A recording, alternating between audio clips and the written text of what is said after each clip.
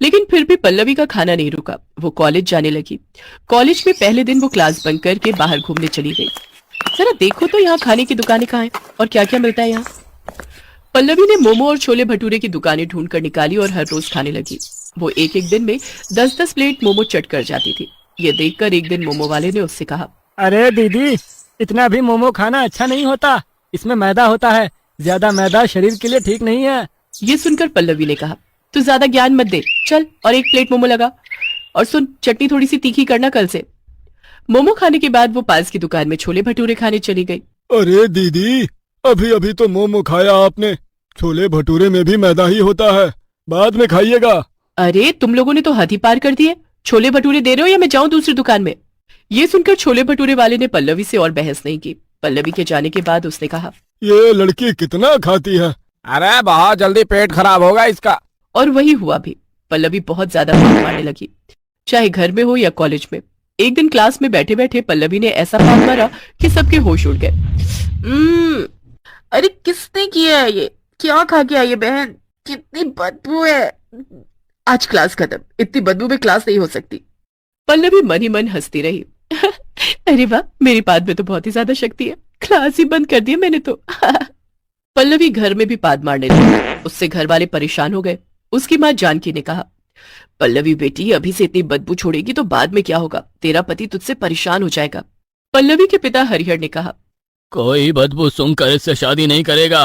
बेटी, तू ये सब खाना छोड़ दे और मेरे साथ डॉक्टर के पास चल।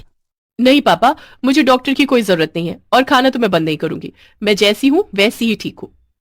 हरिहर और जानकी परेशान हो गए। उन दोनों ने पल्लवी के लिए लड़का देखना शुरू कर दिया और कुछ ही दिनों में एक लड़का उन लोगों को पसंद आ गया। लड़के का नाम सुरेश था। सुरेश को भी पल्लवी बहुत पसंद आई और शादी तय हो गई। लेकिन पल्लवी ने मोमो और छोले भटूरे खाना नहीं रोका। शादी से एक दिन पहले जानकी ने पल्लवी से कहा, पल्लवी, शादी तक तू ये सब मत खा, नहीं तो शादी में बैठकर पाद मारती रहेगी। अरे आप चिंता मत करो माँ, कुछ नहीं होगा। शादी के बाद जो चाहे वो करना, लेकिन शादी तक रुक जा बेटी। पल्लवी ने कहा कि वो मोमो और छोले भटूरे शादी तक नहीं खाएगी, लेकिन उसे भी पता था कि वो अपने आप को रोक नहीं सकती। शादी का दिन आ गया। पल्लवी की सहेलियां सुबह सुबह चली आई। अरे सुनना ललिता, मैंने कल से मोमो नहीं खाया, छोले भटूरे भी नहीं खाया, मुझे ला देना। नहीं पल्लवी, तेरी माँ मुझे मारेगी फिर। अरे उन्हें पता ही नहीं चलेगा, हमारी दोस्ती की कसम, ला देना।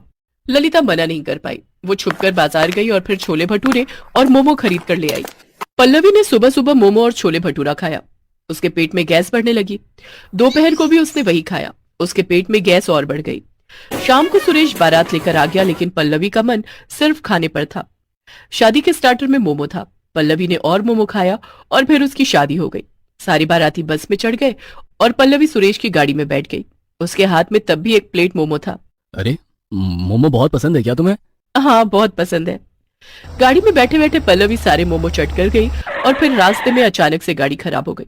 अरे बाप रे, इस गाड़ी को भी अभी खराब होना था। चलो पल्लवी, हम दोनों बस में चढ़ जाते हैं। दोनों बस में चढ़ गए।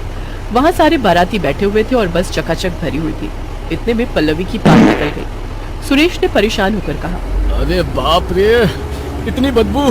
भला पेट में गोबर जमा रखा है क्या? किसने किया ये? किसने? लेकिन किसी ने जवाब नहीं दिया। कुछ देर बाद पल्लवी को फिर से पाद आ गई।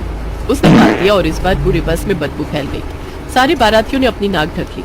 अरे बाप रे, कौन है ये? नई दुल्हन के सामने पादने में शर्म नहीं आई? शादी में थोड़ा कम नहीं खा सकते थे क्या? नई दुल्हन हमारे बारे में क्या सोचेगी? पल्लवी अपने ही मन में सोचने लगी। इन्हें तो पता ही नहीं है कि मैं पाद रही हूँ, लेकिन क्या करूँ, पाद को रोकूं कैसे? ये सोचते हुए पल्लवी ने फिर से पाद दिया और इस बार जोर से आवाज हुई। पल्लवी शर्म से मर गई। पल्लवी, तुम इतनी देर से तुम पाद रही थी? वो असल में, हाँ, बहुत ज्यादा मोमो खा लिए मैंने। इतनी बदबूदार पाद। तभी पल्लवी ने फिर से पाद दिया। पूरे बस के लोग पागल हो गए। सभी चिल्लाने लगे, अरे बस रोको रोको, दरवाजे खोलो, खिड़कियाँ खोल दो भाई, पाद पाद कर पोल्यूशन कर दी है। अरे